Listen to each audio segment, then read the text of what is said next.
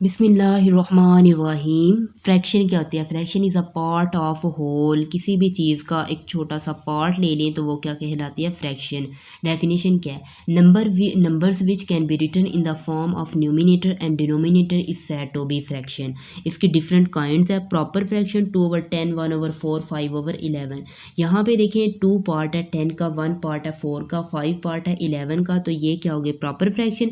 Improper fraction 7/3, 3/2, 5/4। Improper fraction में 7 वो part नहीं है 3 का, ये गलत है। दूसरे वाला यहाँ पे आएगा 3/2, तो 3 भी पार्ट नहीं होगा 2 का, जिस तरह से 5 पार्ट नहीं है 4 का, तो ये इम्प्रॉपर फ्रैक्शन। लाइक फ्रैक्शन जिसके डिनोमिनेटर सेम हो और अनलाइक फ्रैक्शन जिसके डिनोमिनेटर सेम ना हो। मिक्स्ड फ्रैक्शन कहता है जैसे 2 होल पार्ट 1/5, 4 होल पार्ट 3/5, 11/11, 2/3। तो एडिशन ऑफ फ्रैक्शन कहता है डिफरेंट फ्रैक्शंस को जो अगर हम ऐड कर दें तो ये एडिशन ऑफ फ्रैक्शन हो जाते हैं। मजीद रेशो क्या होते हैं? A relation between two quantities of same kind is called ratio. A ratio B. Equivalent ratio क्या होते हैं? जिनमें दोनों रेशोज आपस में क्या होती हैं? बराबर होते हैं और उनके न्यूमिनेटर और डिनोमिनेटर भी बराबर होते हैं। फर्ज करो यहाँ पे जो क्वेश्चन दिया हुआ जैसे 15/18 is equal to question mark over 6।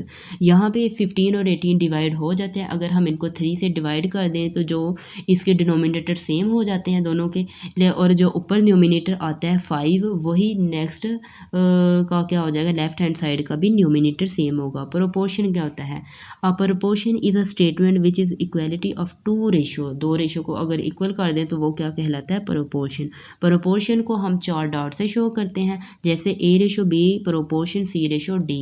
तो ये जो 4 डॉट्स हैं इसको इक्वल के बराबर लिख लेते हैं और इनको हम A/B यानी फ्रैक्शन की फॉर्म में भी लिख सकते हैं, जैसे यहाँ पे A/B is equal to C/D। Next हम देखते हैं सेट। सेट क्या है? A well defined collection of distinct object is called set. Set यानी यहाँ पे देखें A इज इक्वल टू 1 2 3 4 5। यहाँ पे तमाम नंबर्स को हम क्या कर सकते हैं? एक वेल डिफाइंड काउंट कर सकते हैं, इनके एक मुकम्मल नंबर है ये।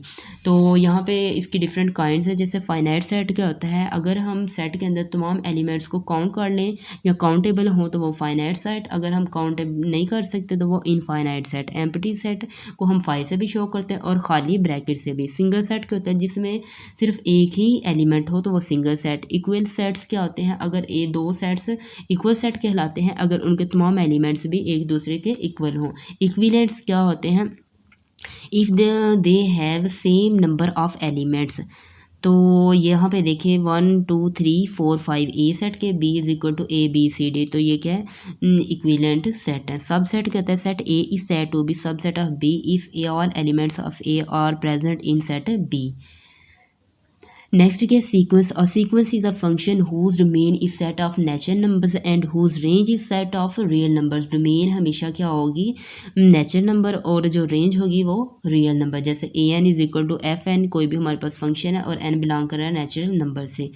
तो यहाँ पे देखें अगर हम N को नेचुरल नंबर से लेंगे और वैल्यू पुट करते जाएँ तो ये आ जाता हमारे पास सीक्वेंस आती जाएगी। जैसे 2 की पावर 1, 2 की पावर 2, 2 की पावर 3, 2 की पावर 4, 2 की पावर n। इसी तरह से अगर हम सीरीज़ देखें तो सीरीज़ कहते हैं sum of sequence said to be series. तो अगर हम सीक्वेंस को क्या करते जाएं? ऐड करते जाएं तो हमारे पास क्या आ जाती है? सीरीज़। सीरीज़ को हम समेशन की फॉर्म में भी लिख सकते हैं, जैसे summation I is equal to 1 to n AI।